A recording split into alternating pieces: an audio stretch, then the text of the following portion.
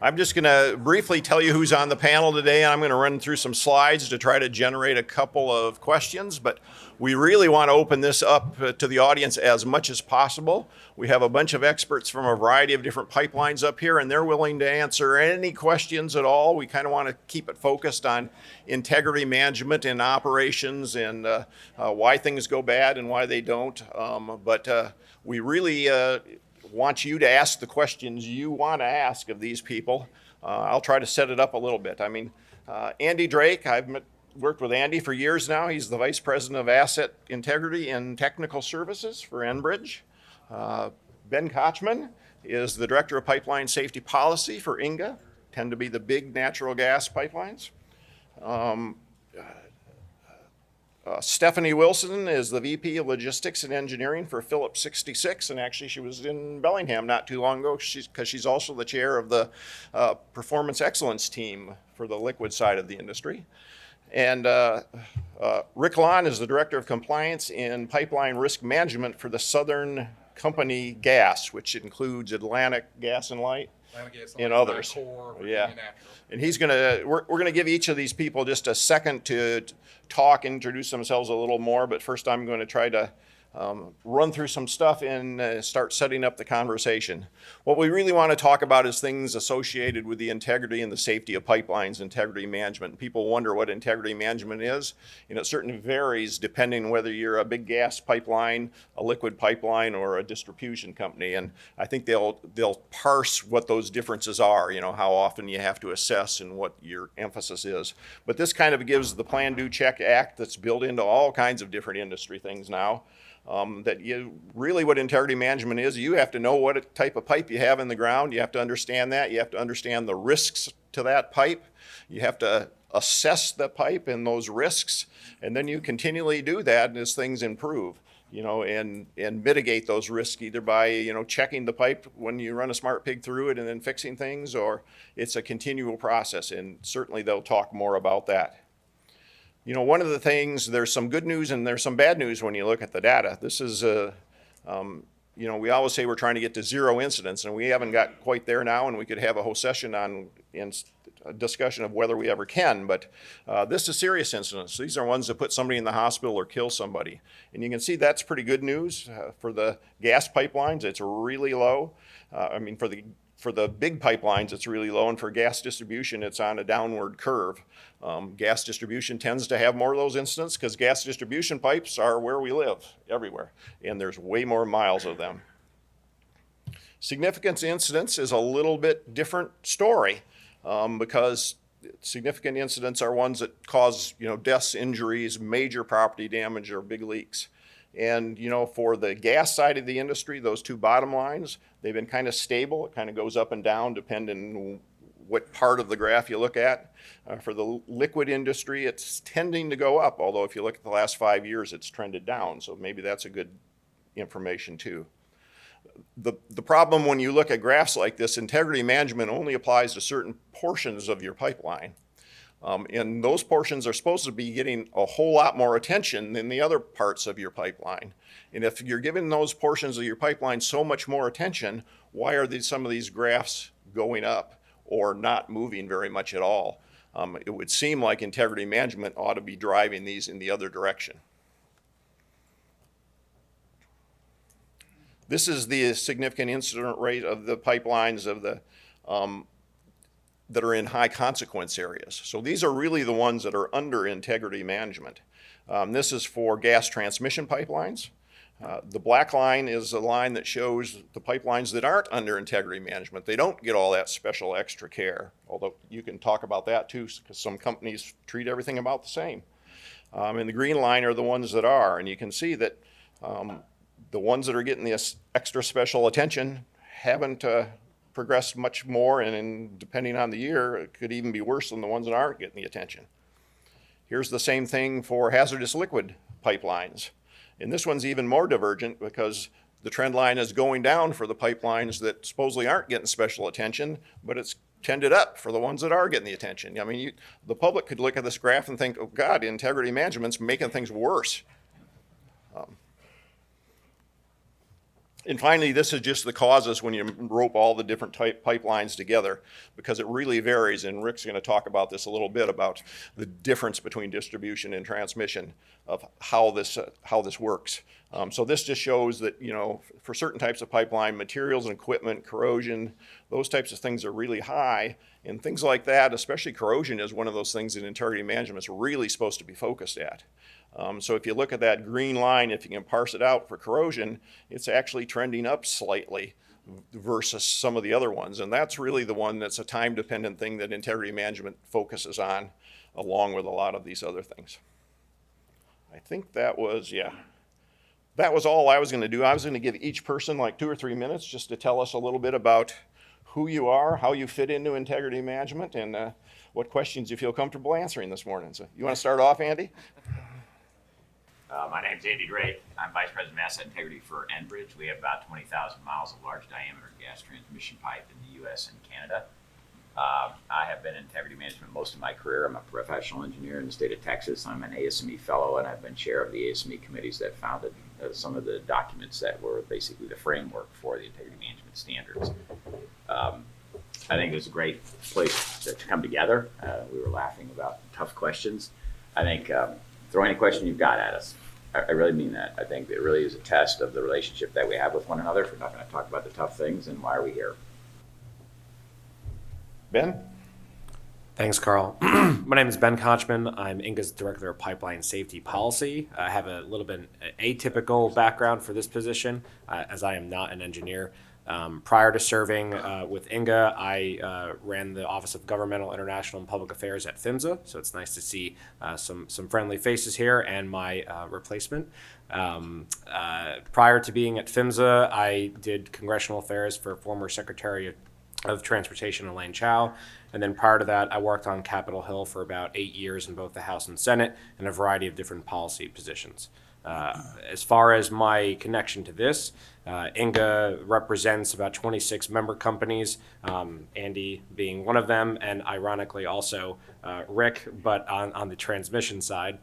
And I'm in charge with doing the safety advocacy with PHMSA for the trade association. So really appreciate the opportunity to be here with all of you. I've found the panels immensely helpful in learning more of your issues, and I appreciate the collaboration that INGAA has had with Pipeline Safety Trust for many, many years. Stephanie? Yeah, Stephanie Wilson. Can you hear me? I don't know. Push it, see if it turns green. Check, check, check. Somebody want to bring us one of the handheld? Oh, that one's working. I think we're live. There, maybe I'll just bring it a little closer. Better? Okay. Stephanie Wilson, the manager of engineering and logistics for Phillips 66, vice president of Phillips 66 pipelines. And so within my periphery, I have asset integrity. I've been involved with asset integrity for about 4 years, as well as the control center. So I know that we've been prompted on possibly getting some leak detection questions as well. So I do have the control room in the leak detection area. I'm also, as noted, the lead of the performance excellence team for a joint LEPA and API committee on the liquid side. So Phillips 66 does operate about 13,000 miles of pipelines, liquids, and we own and have ownership interest in about 20,000 miles of pipeline. But a little bit about the performance excellence team is that it is a joint team between LEPA and API of the owner companies that participate in those organizations, and we come together and we put out a 3-year strategic plan, which are the industry's priorities on how to advance safety, evaluate where we are. So certainly the slides seen are slides that we review quite frequently within those committees and how we can get better. And we are coming up on the end of a 3-year cycle, which will end in this year in 2022, and are actively working to get our plan out for the 2023 through 2025 cycle as well. And you can see the results and progress that we communicate and we make every year in an annual report available through the API and the LEPA organizations. Rick? Okay. My name is Rick Lonn. I am the Director of Compliance and Pipeline Risk Management for Southern Company Gas. you wonder what Southern Company gas is, there you see it on the screen. It's 4 local distribution companies spread around the nation. Atlanta Gas Light in Georgia, Nicor Gas in Illinois, Virginia Natural in the Tidewater area of Virginia, and Chattanooga Gas in Tennessee. Put all together, the corporation has 4.2 million customers, so we're right there at the top as one of the largest operators in the nation. On the LDC side, 74,000 miles of distribution main, about 74,000 miles of service footage to go with it, and 2,400 miles of transmission tucked within those distribution systems for the most part. My career is over 37 years with the company. Started as an engineer out of Georgia Tech and have done through operations, engineering, compliance, ran dispatch, corrosion, a little bit of everything. Now I deal with the regulatory compliance side. So that's the corporation. That's kind of my background.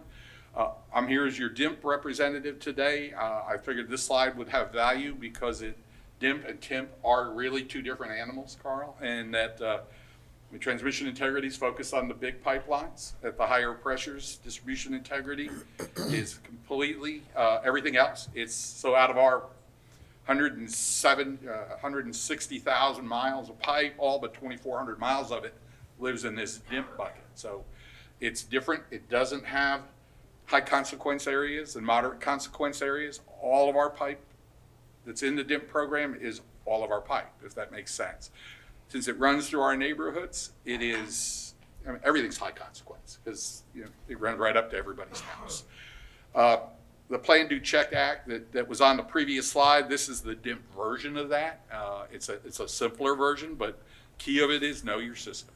Right? And I got to give a lot of credit to PHMSA for this. This regulation is completely different from transmission integrity for a lot of good reasons.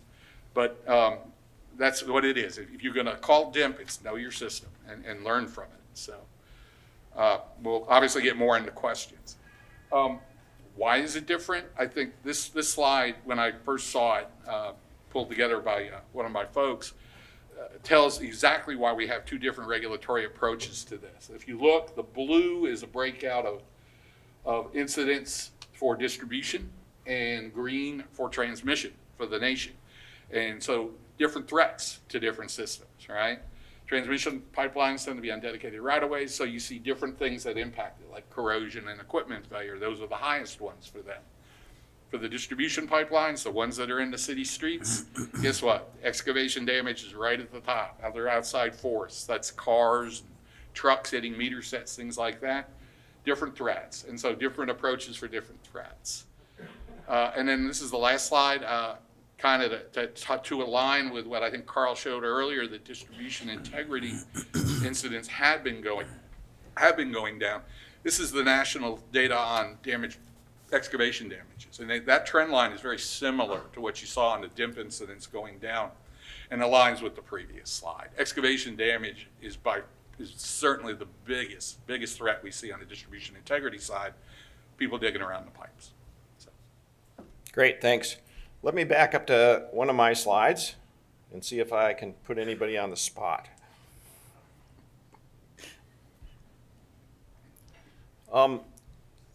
In 2015, the National Transportation Safety Board actually did a study of integrity management, and one of the findings of their study stated that there is no evidence that the overall occurrence of gas transmission pipeline incidents in HCAs has declined.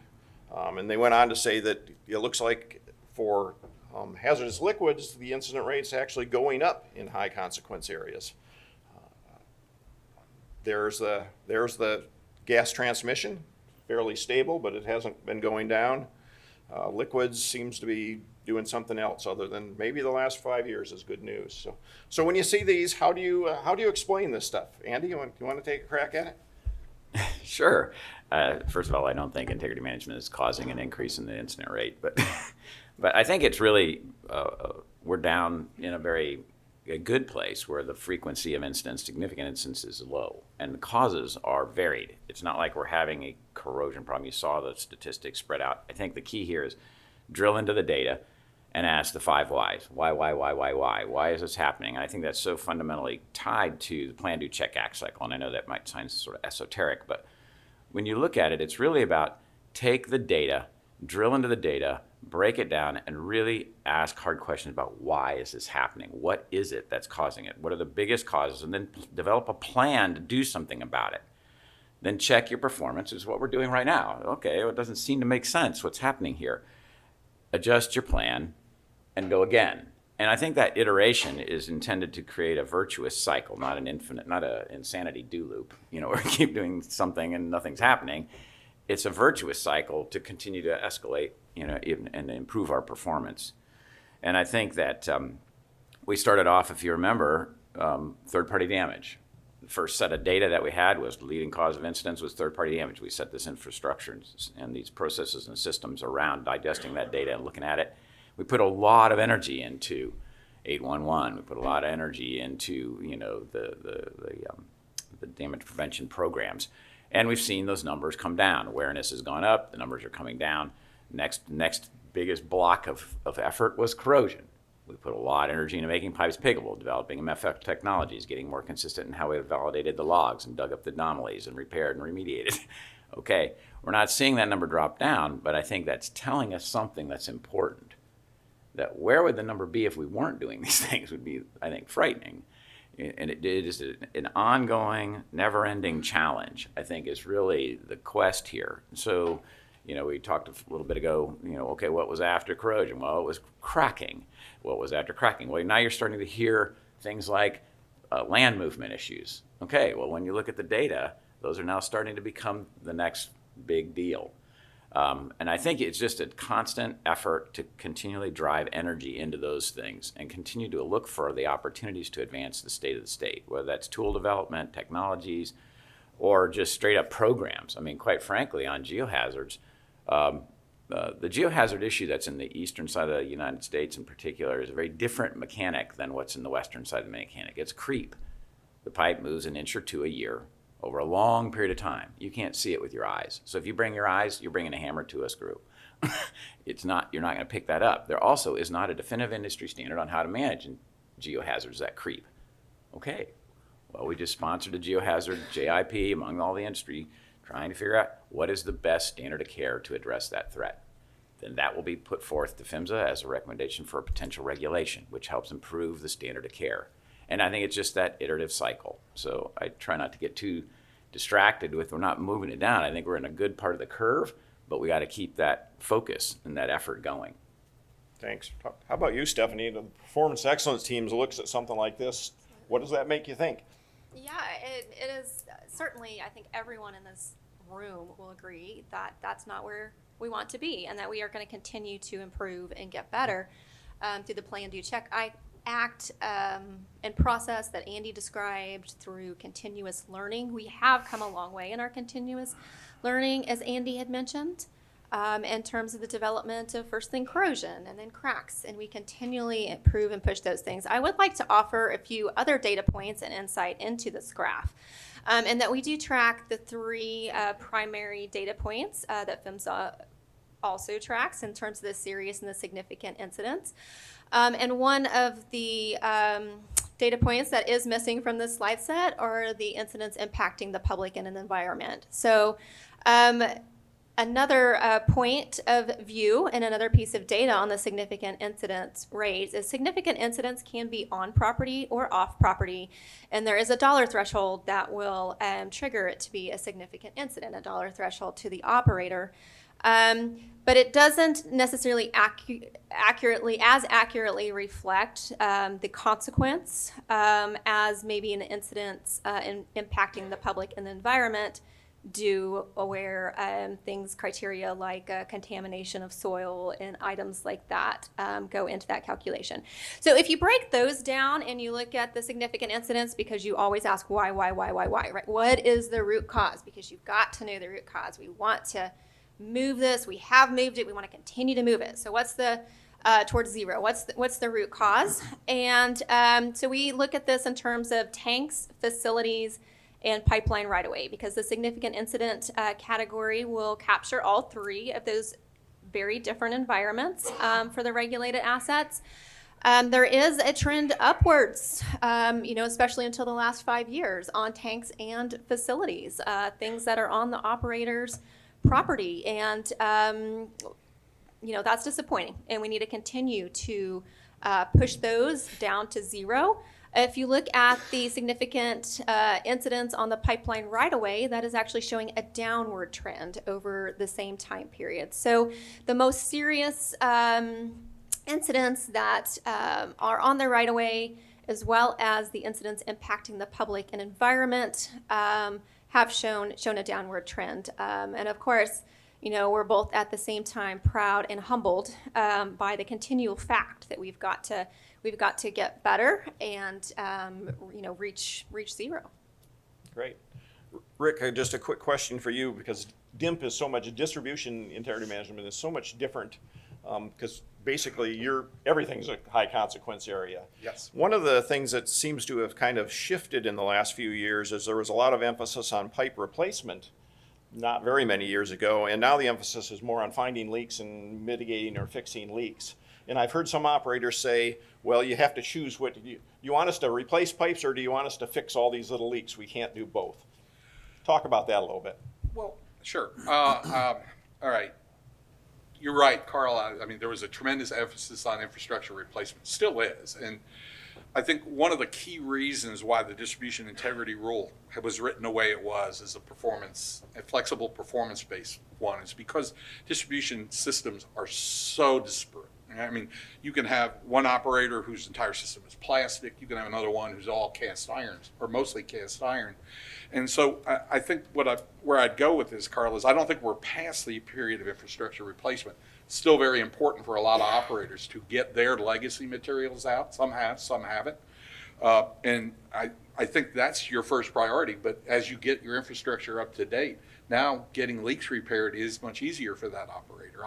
I'll use us as an example. In the last 20 years, we have replaced over 5,400 miles of vintage pipeline. We're down to 416.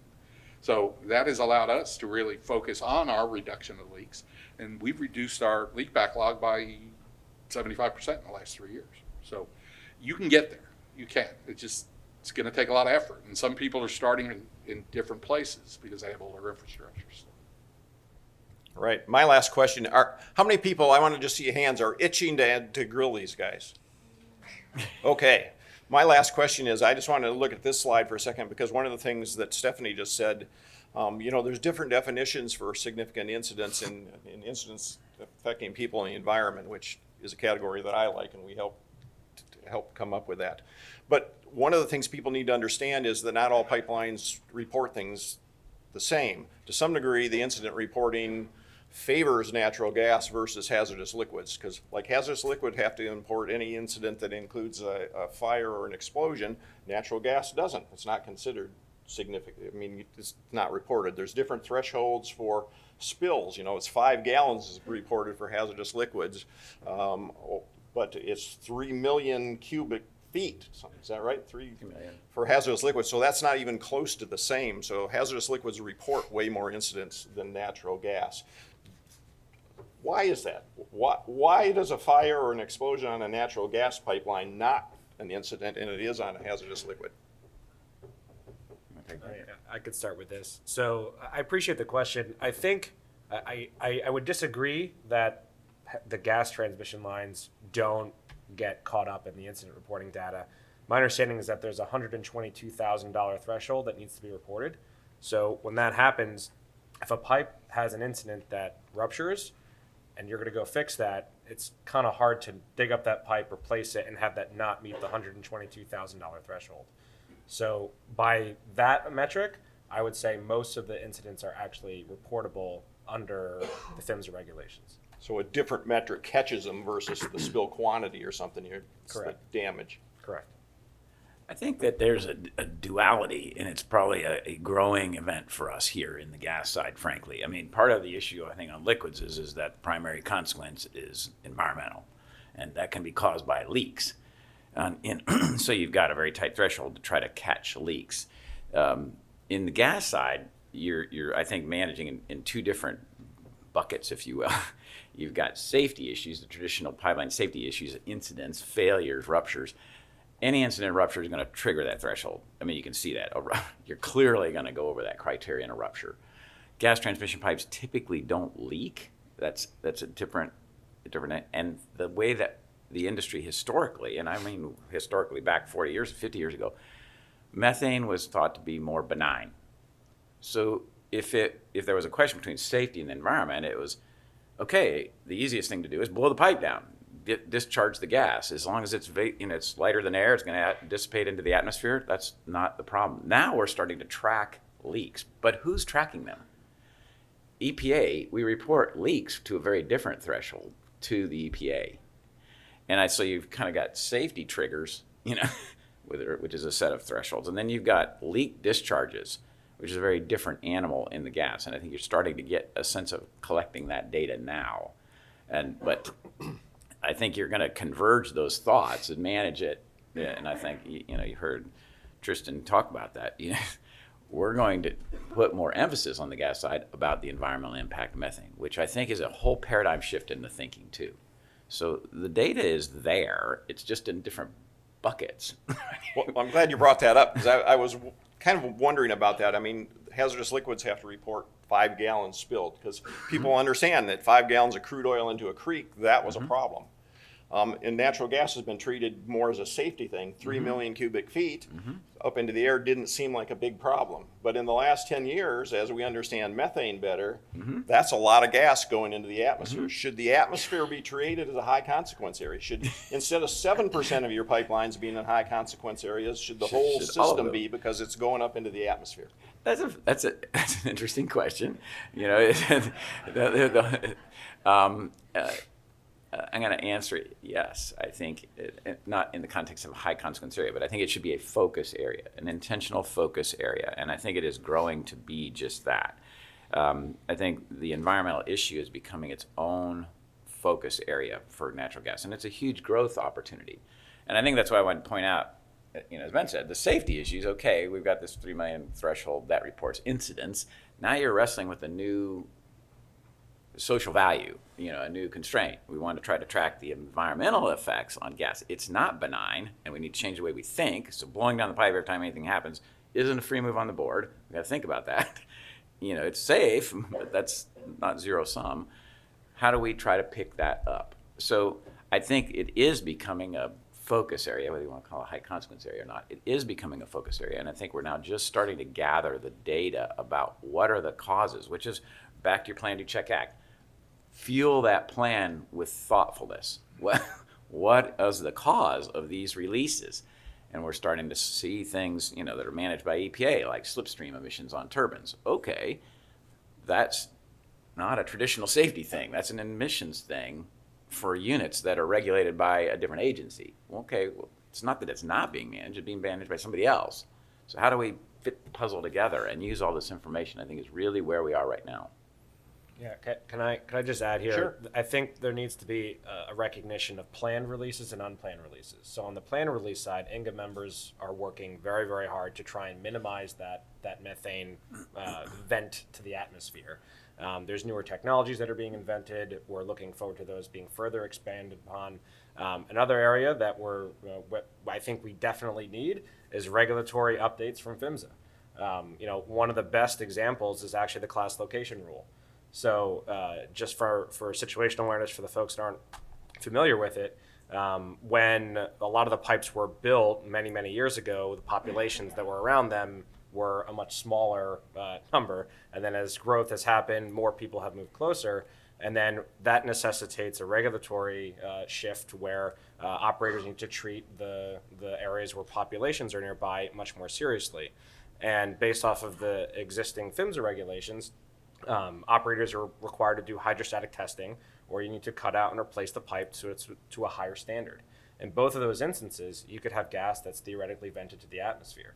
So we have been advocating very, very strongly with PHMSA. There's a provision in the 2020 Pipes Act which would require PHMSA to hold a GPAC meeting on the rule, which PHMSA unfortunately is late on. But we're hopeful that we can get this rule moving, because you'll add more integrity management items for those lines, and then that would actually result in fewer emissions to the atmosphere.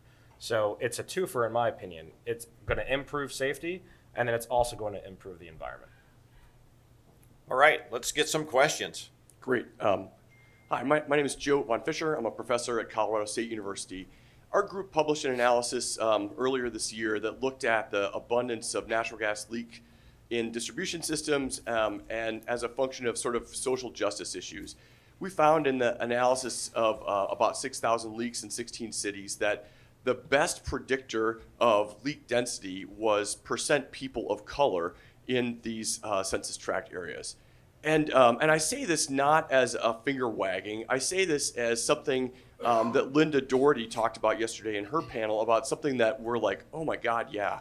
Linda was talking about as an inspector when she had to choose among places to go to inspect that some of the most vulnerable communities also had very high crime rates and they needed police protection to enter some of these areas.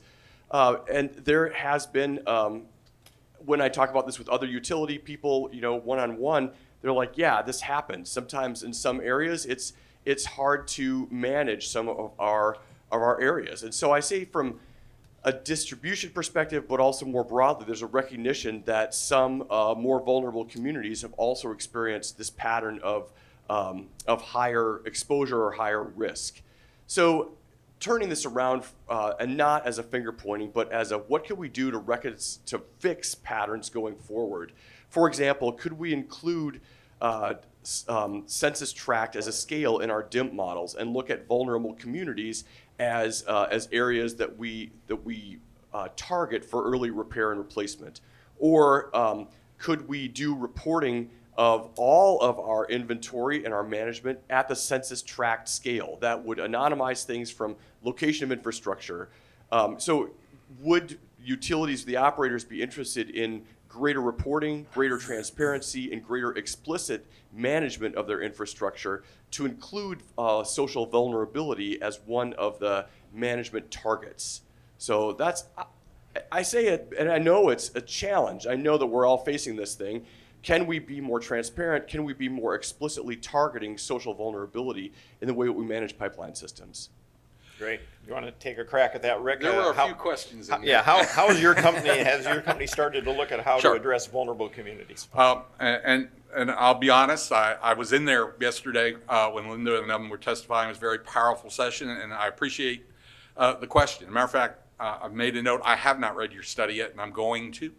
Find me, we can talk, yeah. Here's what I would say to you is that we don't want to treat anybody preferentially in that regard. A person is a person, whether they're EJ or non-EJ. In my opinion, a life is a life.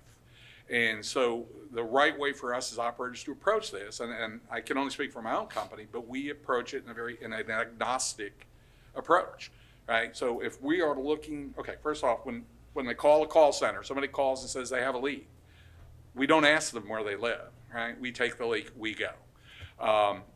If we have a scheduled leak and it's coming due because of the regulatory requirement, we go, regardless of where it is in the city. We live in this world now. We're trying to get it. You find it, you fix it. So to me, that's our goal: is agnosticism in this regard. On our distribution integrity assessments, we are right now, at least at our company, shifting away from relative risk models into probabilistic. This is a big step for us. It puts us on the leading edge.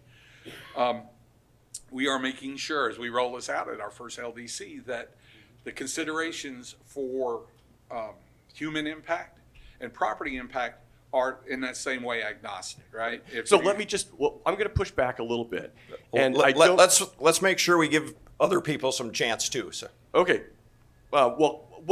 If we say all lives matter, which I think no one disagrees with, but we should be able to look at the data and say, are we behaving in that way? And so Southern Company should analyze its own data, and I suspect, like most distribution companies, you haven't, and ask, do we see an absence of a pattern with respect to people of color, for example? So we could take this offline more, and I could talk about how to do that. Love to have a conversation about it, but I will say we actually have looked at each. Okay, great. And we feel very good about where we are as an operator. So. Thanks. Anybody else want to talk about how you're starting to look towards vulnerable communities? I know that's been a big issue for some siting of new pipelines, particularly. I think it's to me very similar to the issue about about methane. I think it is a social awareness issue. It's a new consideration. I'm not going to say constraint. A new consideration that we have to be very thoughtful and get the information, the facts and data, and to make better choices. Become more aware as we're designing pipelines, routing pipelines, operating pipelines, to take that into consideration. And I think it's something we need to be deliberate about. I think it's emerging right now, and I think it's absolutely appropriate. Just echo what Andy was saying, in that we are definitely, talking about it, right? Step one, let's talk about it. We've got data now. We've got ways to evaluate that. In Phillips 66, we've added a layer to our mapping system with the environmental justice type of communities. And so although we haven't, self-admit, we haven't figured out exactly where we're going with that information, but we do, to a certain extent, also want to be agnostic. And so balancing of that, so more to come, definitely. Looks like Mr. Cooperwitz. Rick Cooper with Zacfax. I don't want to put Rick on a crossfire, but do you map your grade leaks for your Do we system? map them? Yes. You map them by grade, by type, by cause? So we keep up with all of our leaks in that regard. You're right. I mean, grade ones get repaired immediately upon discovery, continuous. I was involved in the DIMP regulation, and it's, the process is kind of a sausage making. We talked about requiring mapping of grade leaks, but we backed off of that. In fairness, some of the operators, there's a wide spectrum, large groups, small group operators. The technology 10 or 12 years ago was just developing. It's been existed now for a good 10 years. So most responsible operators that are distribution will map their grade leaks by cause, by type. And so they see if there's a hot spot being developed so they can get ahead of it. I think that'll help address the earlier concerns. We didn't get it into regulation. We compromised on that. Responsible operators have been doing this for years now. And so the public needs to know that. I don't know if it rises to the level of requiring it in regulation, but just a data point for you. So that's good to hear. No. I absolutely. I will tell you that as an operator, and I know many of the operators in the LDC sector, we are looking at, we're using the data. That's the goal. To know your system, you got to use your data. So you got to use the leakage data, and you got to talk to your subject matter experts, because the people in the field will tell you what the data doesn't tell you. And we use that data to prioritize where we're going to go do our replacement. So to your point, if you have a hot spot, it's going to go to the top of the list. There's more leaks per 100 feet or 1,000 feet. Good. Right. There's one up front here, Lois.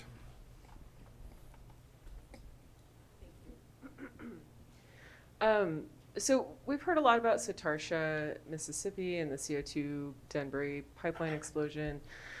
We've heard from people who said that they spent the night in the hospital and multiple nights in the hospital, but those injuries were not recorded as injuries. And I believe that affects whether or not that particular event shows up on any of these charts as a serious or a significant pipeline incident. And so it makes me wonder whether we've even captured everything that's happened on these charts. And I wonder, is it because we have this goal of zero incidents? Are we not counting incidents when we should be, because we just want the chart to eventually say zero? How do you reconcile that? How do you make sure that everything that should be counted is counted and represented to the public so that we can manage it and make good decisions? Joe said something yesterday that I thought was really resonant, which was, when we have data and we're open and honest and transparent about it, we can learn from it and we can manage better. So what do you think about this phenomena of not counting things that probably should be counted? I'll take a shot at that, because I think it touches on a conversation that I think Lois had yesterday in the data conversation, the data session, and that is, first of all, this is one set of data. This is incident data, but we also track precursory things. Before things happen, significant safety-related events are tracked also, the reported condition states that we give to PHMSA. And those, I think, are also a huge learning vessel for us, a vehicle for us to get information on the system before things actually became a failure or impacted society. And I think what's really important in this is let's get everything in front of us to make that decision about are we well informed, is what I hear you saying. Are we well informed? Are we trying to kind of create a fait accompli of a pretty chart, And I think the goal, and I'm going to come back to something you asked, Carl, in a minute, because I think it's really important, is our goal is zero. None of these incidents are acceptable. So how do you get marshaling energy to move the needle the most, the fastest, the best? I mean, that's really what that continuous improvement cycle is about. So you want as much information coming in to ask those questions, to shape that plan. And I think that it's a learning process. So why are some of the statistics going up? Well, to be very frank, I think if you went back a couple of slides where you're showing the breakdown across the different threats, one of the increasing components is manufacturing and materials. Why? What happened all of a sudden? What that really is, a lot of the ingredients in that component is blowdowns. The ESD system went off. It's like, okay, well, that's what the ESD system does. So for years, those didn't count. We didn't count them because they weren't a traditional failure. But when you start entering into, well, now that's methane coming out of the gas, coming out of the pipe, shouldn't do that. It's a different kind of failure. The device is doing what it's supposed to do, but what caused it to break down? Well, an O-ring failure. Well, that's a material flaw. That's not a traditional, but it's something we want to get in front of us and figure out. So the numbers may bump around as we kind of learn and change and grow in our paradigm of looking at methane or looking at EJ or looking at these other things. We need to just keep asking why. Why is it coming up? So when you look at equipment failures, you see that's 25%. Well, what happened all of a sudden to the equipment? That the equipment was breaking. It's not really breaking. It's just another dimension of how we're looking at safety. When we add methane and blowdowns and ESDs, okay, well, those aren't traditional failures, if that makes sense. But they're environmental releases, which is now something we're trying to track. So it's just, some of it's a growing pain. Well, while the microphone comes up to Alan, I'm going to sneak a question in here that just to help inform. There's different requirements. In integrity management for gas transmission, they have to run smart pigs, generally every 7 years. Hazardous liquids, it's every 5 years. One of the things we keep hearing, and I think one of your recent incidents, I know Marathon had one, Shell had two that I can think of, was that they ran smart pigs, but there was an incident. And what we heard was that the data hadn't been received or incorporated into the system before the failure occurred. So they were doing the right things, but there was too much time lag between when your vendor or whoever ran the smart pigs and you got the data to mitigate the problem and you had a failure. Does that mean the reinspection intervals are too far apart? I think we have two questions there. I'm going to try to break them down. The incident that I think you're referring to is us with regard to a hard spot in Kentucky.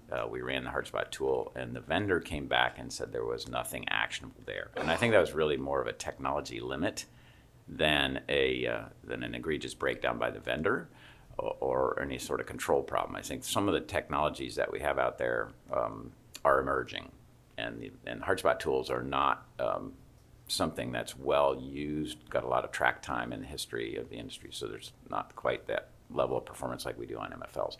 It wasn't that it was in the can, it's that they didn't understand how to analyze it correctly and have the technology to break down the signals.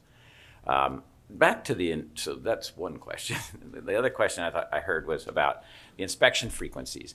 The thing that I really appreciate as I get older, and that's not trivial, is you learn. And I think that when we built an ASME and we built the reinspection interval requirement for 7 years, so we're looking at 100,000 miles of pipe, and you're trying to figure out, okay, what's a conservative growth rate for 100,000 miles of pipe in the desert, in the mountains, in the city, in the dirt, in the water? Like, okay, that could be like all over the board, and it is. So you look at a bell curve. What's the data telling us? And you pick a number. We picked 11, actually, as a conservative growth rate. And then we took 30% of it, came to 7. That's not everything, but it's most. So, and it's conservative. It's factual based. It's science. Okay, and then we just keep getting more and more data. But when we wrote the standard, which became a rule, it was, and the operator should consider the specifics of the situation and determine whether they need a more conservative inspection frequency. Because we know if we tried to cover 100, it might be every other year. Because there could be some place in New York City where you've got all kind of interference currents and it's super aggressive and you need to be on that. Well, that doesn't work in a rural environment where you've got good CP. So you're trying to make a decision. So that complement, that second part of the operator has to consider, is really important. But it's not prescriptive. And that takes the onus of the operator and the regulator to sit down and go, did you really consider this? Did you really dial this in? So how often does your company or companies you're aware of actually do inspections more often than they're required to? I would say we run about half our tools. I'm looking at Kurt. About half our tools are less than 7 years. But some of that is probably counterintuitive. We may run it on 7 years so that we don't have to project out as far the growth rate, so that we don't dig up a bunch of things that aren't growing that fast, the other side of the bell curve. Or if we do that, when we run a tool, let's say we run a tool this year, we find 20 anomalies. 2 of them are near term, and some of them we have to predict out how fast they'll grow. So in 7 years, we come back at the right time. Well, if we assume an aggressive growth rate, we have to come back, and most of them aren't doing anything. Like, well, that wasn't a good idea. So it's easier actually shorten the interval up, so we don't have to predict out as far, if that makes sense. The further out you predict, the wider that gap gets. If it's growing at this rate, but you're predicting out, at an aggressive rate, by the time you go out a long way, there's a lot of them didn't go anywhere. So you're digging up things you don't have to dig. So there's a counterintuitive part of it too. Picking more frequency actually cuts down the number of anomalies you have to dig most of the time. And it helps build your risk, confidence in your risk conclusions. So How about on the more liquid often. side, Yeah, Stephanie? let me build on that. So the reassessment interval is has a lot of pieces of information and parts to it, right? So 5 years on the liquid side compared to the 7, but that 5 years is a not to exceed. That's not a baseline reassessment interval. Your baseline reassessment interval comes through the procedure that the operator has written into their integrity management program that takes into account the data from your tool runs, the current tool run, your previous tool runs. It takes into account risk. It takes into account any other pieces of data that would go into that particular inspectable section of pipe to come up with that reassessment interval. And so while there is, obviously that 5 years regulatory not to exceed, your baseline really comes from a calculated methodology, as well as, our technical experts who have really, we've got technical experts and PhDs, I think were mentioned, that work their careers in this space so that they can be the best educated to make those best decisions. And I will note that PHMSA has a guide, although, they do in actual regulation, it's the 5 years or earlier is needed. They do have a guideline that would help operators set those reassessment intervals out there. So what % of your pipelines do you do more often than 5 years? I don't have that number offhand, but we do a fair amount because I can think of specific sections that All we right, do. I'll quit bogarting the microphone here. Alan. I'm Alan Mabry with PHMSA. Something Rick said piqued my interest on a topic related to risk modeling. And, over the years, we've seen issues with the relative index modeling that's been used quite a bit. In fact, we had a workshop way back in 2015 to really leverage the knowledge on and really guide the usage of risk modeling tools.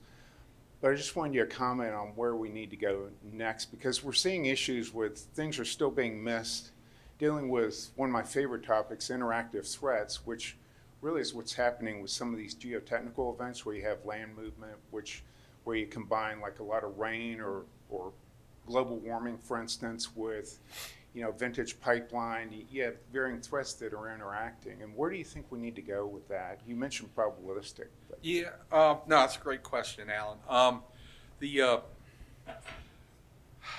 gonna dance a little bit on you here because I don't think one size fits all with the answer, and that's in that sense. I think as long as and I'm going to stick to the distribution side. I'll let Andy or somebody else speak for the transmission side on that. But on the distribution side, as you well know, we have operators that vary from 5 million customers all the way down operators have less than 100 meters in that regard. So I don't think that's within the realm of possibility for those small operators to get into the field of interactive threats. They just don't have the technical wherewithal in that regard. So I don't think that a mandate of that would actually fix it. I think the big operators will go down that path, but I think you got to have the right tools in the toolbox for the big operators and the small on that side. But moving towards, I think the industry is doing a good job on its own of moving from relative risk to probabilistic, and then interactive sits behind that. Anybody else on that one? Yeah, I'll take that. I think when we look at what's the next iteration on the virtuous cycle, I think Mega Wordle 1 and 2 are a big step forward. I think they provide a lot of clarity. But I think when we look out there, I think that quantitative risk assessment, QRA, probabilistic approach is logical. We've moved in that direction because we wanted to improve the certainty of the conclusions that we're making and the actions that we're taking. It's a model that comes out of the medical industry, the aviation industry. We talked about that yesterday, the nuclear industry. I think it just takes a mountain of data and a lot of energy to break that down, the 5 why questions across all those threats. But I do think that's the next opportunity, and I think it's probably a 15 to 20 year journey, to be honest. But I think the climb is worth the view. So I had something to add here as well. While Andy's going way further in the future, and I know we've already previewed this with you, Alan, but INGAA's IMCI, or Integrity Management Continuous Improvement Program, we did our second iteration of that, and 2 of the items that I think would be worth mentioning are on EMAT tools. We're trying to get more operators to use the tool, and then also, as Andy alluded to earlier, on geohazards. That joint industry project that INGAA has facilitated, the goal is to get that through an eventual API standard. But those are just 2 tools that are part of that IMCI program that INGAA's trying to move the ball forward to try and just keep the state of the state increasing. All right, we've got about 4 or 5 minutes left, so in the back. Good morning. My name is Jade Woods, and I'm from Baton Rouge, Louisiana, West Baton Rouge Parish, which is just about an hour up the road. It's also the northernmost point of what's often called Cancer Alley or Death Alley. And I have a response or a comment to what was said earlier. There's been a lot of talk today about environmental justice in Black and brown communities, and in particular, environmental justice or frontline communities. And I don't see very many of us in the room today, so I will provide some perspective. I want to make it clear that when analyzing why leaks and significant and serious incidents have occurred in disproportionate rates in communities of color, that deserves much more than a passive sort of agnosticism in your analysis. That deserves a very clear, very equitable, and intentional analysis about why communities of color have been experiencing the public health and environmental health impacts of this infrastructure for decades. And so I call on all of you to do a lot more. I'll keep this brief. And the next panel in the breakout room will be about CO2 pipelines, specifically in environmental justice communities. And I really encourage all of you to attend to continue this conversation because it deserves a lot more time. So thank you. Thank you for your comments. All right, we can probably squeeze one more in. Even he's giving me the 1 minute sign. Mr. Lesniak. This is a comment and a question. I heard Andy say this, and I've heard several other folks in the industry say this during the conference, is that the need for updated rules and regulations. And so my comment is a challenge to the industry is make sure you're doing everything you can to make the rulemaking process move swiftly. And because to be honest, my impression is that one of the reasons the rulemaking process goes slowly is because the industry doesn't want it to go fast. And if you want it to go fast, you can help with that. And so I would really hope that the associations are doing that, because I think it's in everybody's best interest. I'm not saying fast bad rules, but fast good rules, and let's not slow them down, make the bureaucracy worse than it already is. Yeah, and that kind of relates to something you and I were talking about, Andy, that, the last big tranches of the mega rule as they came out, the industry challenged those and slowed it down more. How do you explain that if you're in favor of safety? Well, it's Want me to take that one? sure. So, so I appreciate that, Carl, and I appreciate the question, Chuck. So, as you all know, INGAA filed a petition for reconsideration of the most recent gas transmission rule, Part 2. And this is where I think when you read it, it seems like we're angry and we hate PHMSA and the rule is garbage and whatnot. But we made very clear to put up front in our petition that we support the rule. What we wanted to do was get some more time to implement it. It's a rule that took over 10 years to write. There was a 4-year gap between when PHMSA considered it through a GPAC meeting, and there were aspects that ended up getting lost in translation over that 4-year window. So in our view, first of all, we needed more than 9 months to implement it because we were already under trying to implement the valve rule. And then also, for such a complicated rule, it typically takes time. You want your operators to have their procedures in place, training to be there, and it takes time. So we were pleased that PHMSA ended up granting an extension for the additional 9 months that we had asked for. But then also on the other items, we were trying to improve the rule. There are sometimes areas where the rule didn't necessarily mesh up with other aspects of the code. So we pointed that out to ensure consistency and strength. So it may seem that we're trying to slow down the process. In actuality, we're just trying to make sure that the rule is stronger and more durable so that it will exist for many, many years to come without issue. All right, we are out of time. We're going to take a break. There's your choices for the next session. Help me thank these folks for taking a semi-moderate grilling.